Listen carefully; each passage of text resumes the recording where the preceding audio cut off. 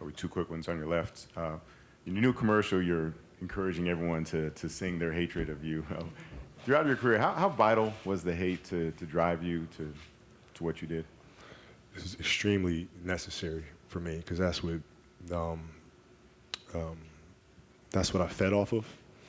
And I think at that time, to be embraced would have been like kryptonite for me, because that the darkness, those dark emotions, is what I used to drive me. That isolation. That's what I grew up comfortable in.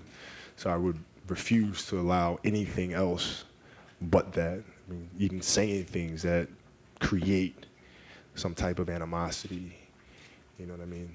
To just continue to use that as fuel to propel me forward. I mean, it was extremely, extremely necessary. I mean, if you wanted to beat me, all you had to do was embrace me at that time, and I would have been done. The flip side of that tonight was everyone coming together, former teammates. I mean, I don't know if you saw what was outside, the people massing outside. So what was it like, and how did it feel to be at the center of this unifying moment? It's surreal. It really is. And, I think what I tried to do is not think about it.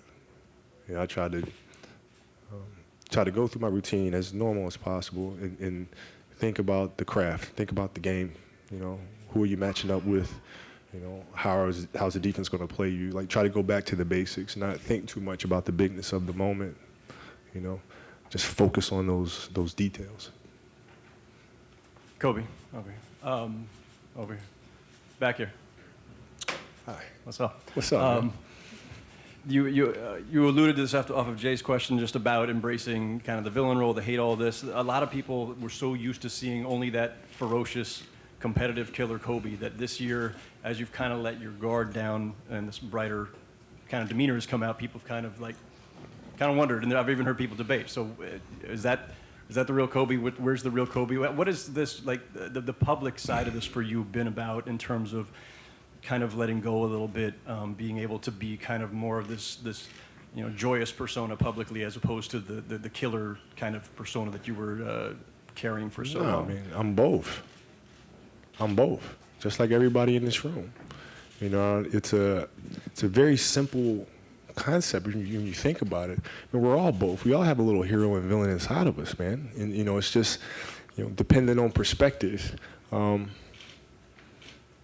day we were driving back from school with my kids. We were having a conversation about villains in movies. And I think we were talking about Voldemort or something. And they asked me, they said, well, what makes a villain a villain? And I was like, oh, is this like one of those daddy moments where you can't mess this up sort of thing? And I thought, I said, me and my kids were all allergic to bees. Okay.